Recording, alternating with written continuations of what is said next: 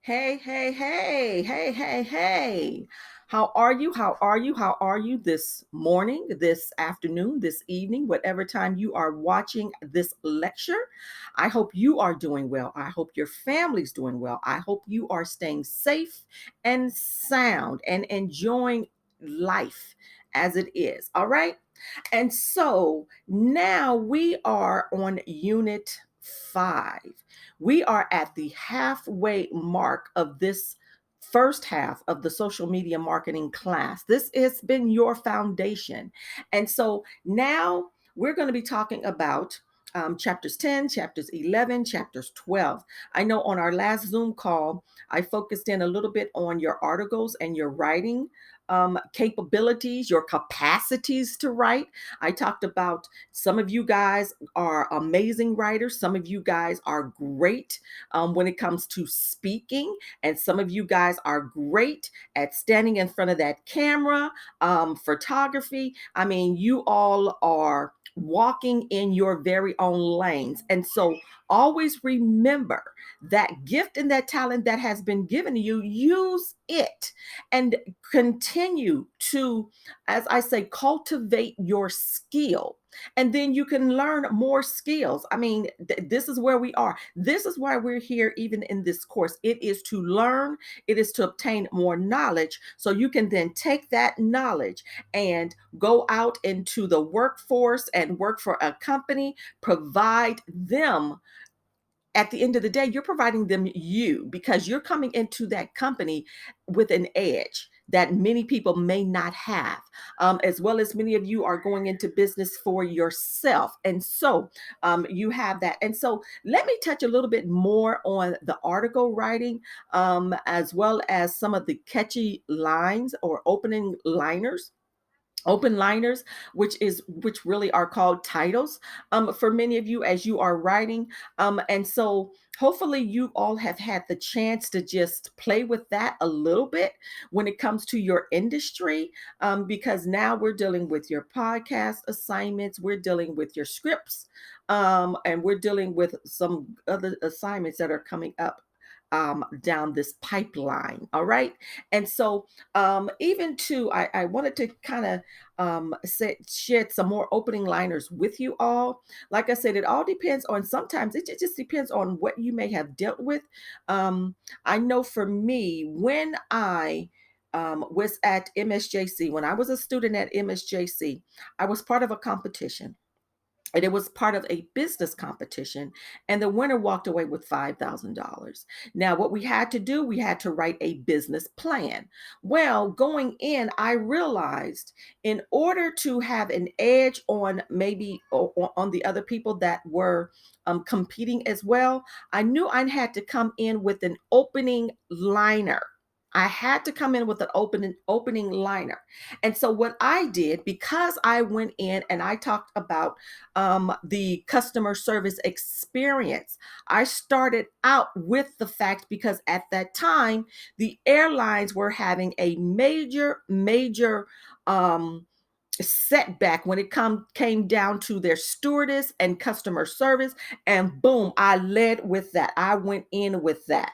And so always, sometimes, depending on your industry, what's happening at the time. And needless to say, I walked away with the $5,000. But I knew that in order to catch the people's attention, in order for me to actually walk away with what I walked away with as the winner, I knew I had to go in with a bang. And so that's the same thing when it comes to opening liners. And it could be sometimes like the time the airlines lost my luggage. You know, what has been your story? The day that music died, the day when I woke up and there was no coffee. It all depends on what, sometimes your own experience, what's trending at the time. Just make it very, very catchy for you. And so even when we're talking about articles, you all, I always say, articles basically are just a little bit longer than blogs. So if you're already You could be a blogger. Some of you guys have already done your assignment when it came to blog assignments. And you wrote a little bit there. You wrote a couple of paragraphs in regards to that. An article literally it's longer than a blog, but it is could be 1, 2, 3 pages long. It just depends on what it is and um what publication you might be writing in, or where you are. I honestly, I love the New Yorker. I love reading the New Yorker. I really, really do. There's some of course you have Fortune 500. You have all these business places, and you have publishers who and journalists who write all the time, and they're writing articles. And so basically, when you're doing that, it just, you have to come in with information that people want to hear. You have to come in with facts. Sometimes you have to come in with figures. And so that leads even to our white paper. When it comes to white paper, basically what it is, and it's geared towards businesses, almost like B2B. It's geared towards that, what's happening. It's documentation. It's literally like a company having a problem, and we need to find the solution. It could be something worldwide. It could be something within that organization, within that company. Now we have to find the solution. So how do we get across, as I said, how do we get across that bridge? So your articles can be information and research to help you solve that problem. And so that's what it is when it comes to white paper. And it's definitely business oriented, and with these big companies. And two, when we talk about ebooks, it used to be where, of course, you can just obtain a paperback book or a hardback book. But as time evolved, and as the internet came along, and we have our smartphones, we have our tablets, we have our books that we can do anything with, from and connect with, and download things from the internet. Now what has come into play have been ebooks.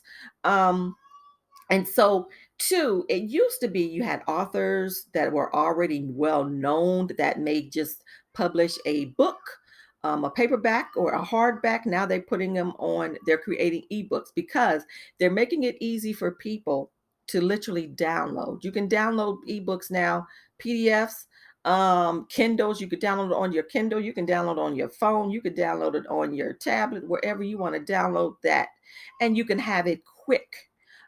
And so what has happened as well, it's opened up the door for many of you all to create an ebook. At that time, once you create that ebook, now you can put author behind your name. You're an expert in that field. And so that's something that a lot of people have jumped into, because it's become so easy. It's at our fingertips. It's still, you have to do the work, but it's become something that you can do. All right. And so, two, I wanted to talk to you guys in regards to your mobile marketing. You already know we have these phones, we have these apps, and when you are out there in the industry, everything you create has to be mobile friendly. We have our phones in our back pockets, we have our phones in our hands. Many of you all, we wake up with the phones in our beds. We are scrolling, we're looking at everything. And that's why, too, even when it comes to websites, you want to make sure your websites are mobile friendly. All right. And so that's just the way it is. Even in your book, it talks about, like back in 2015, 55% of mobile traffic too, it came from video. So you now have to understand, if it was back like that way back in 2015, what is it now? And so that's why I am excited that we are creating video.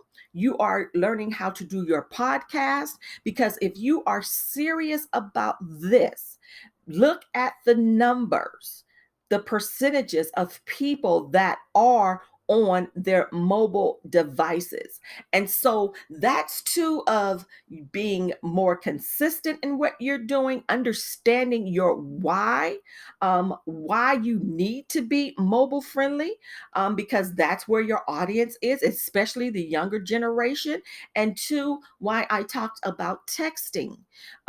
We text all day long. We now will pick up our phones and text before we literally will call someone. So if you now know that is the case, you have to act accordingly. And so that is another challenge I have of you all. Evaluate these, look at the different apps. It was a time too when people and businesses, regular businesses, were creating their very own apps. We download apps all the time. The apps are on our phones. I mean, you can't lose. It's everything is at the fingertip. We don't even now, with use of the apps, we don't even have to put stuff in the URL. We download the app and it takes us straight to the site, the social media site that we want to go to. And so with that, it's something that you want to make sure that you are evaluating. And then too, I know this came out a couple of years ago when we talked about marketers out in the market, how they can too connect to their consumer. We talked about, I forget that device that a lot of people began to use. I know here it's one that was called Beacon. There was another device that came out with literally, and it's an app that people had to download, but it allowed marketers and promoters, or even retail stores, or consumers, whoever they are, to know the location of that potential client or that consumer. And it could be a client that may have purchased from them before. And of course, you already have that information, and they download that app to be able to send you promotions. It's amazing. Everything has its pros and its cons. And so it's something that, and it was, I mean, I had to look into that myself. I'm like, oh my God, if I ever have a function or an event, I can find where people are. And so literally they're already in the area, they're already in the city, and more people are more apt the closer they are in a location to attend, or go to that retail store, or go to that company, or come to you, to be connected and to go from there. And so too, I wanted to share a little bit light, and where I'm doing good with my time a little bit. I'm trying not to go over my 15 minutes with you all. But two, I wanted to talk about your customer service, because customer service is the key to it all. It is the key to everything. And I may shed a little bit more light on this when it comes to customer service on Wednesday's call. I know on Wednesday we're going to be showcasing some of you all, because some of you all already have your businesses. You are doing very well already, and we want to see it. We want everyone to see what you're doing out there, because it's amazing. It is not easy to do. It took time, it took effort. So we'll be dealing with that.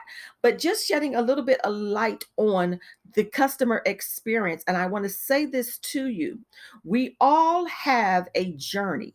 Your customer, the clientele, the consumer has a journey. And what we do a lot of times, we do what's called customer journey mapping. You literally have the ability to pay attention how your customer purchases, how they buy, where they love to shop, what's going on, what they love to listen to. We all have a journey, and there is a there are words that, or terms that, are called your customer journey mapping. You literally can map things out. And see, that too is part of marketing. I may delve a little bit deeper into that, for you all, that it's still, when you have your audience and you found your people, now what do you do? What do you do with those clientele, those persons that purchased from you, and they're watching you on your social media platforms, and they want to connect. And I'm going to end with this: The thing that a lot of companies do not do, and I do not want this to be your case, is follow up. I don't care what it is. I don't care if you connected with them and the first couple of weeks you sent out a message and they didn't respond. Continue to do it. If they don't respond in that week, send something out every month. If they don't respond back in a month, send something out every 2 3 months, every quarter. Stay connected. You stay connected until people say no. All right. How many times have you purchased something from someone? They got your money, and next thing you know, you haven't heard from them at all. The stuff broke down. You can't find them anymore. How many times has that happened to many of you all? I know it's happened to me. And so you cannot just be about the dollar. It's all about the consumer, because that consumer is your mouthpiece. They always will tell other people their experience and how that service or product has done what it has done for them. All right. And so that's it for this lecture for today. Make sure you're reading your chapters, and then we're going to go forward. All right. You guys have a great rest of your day. Bye bye.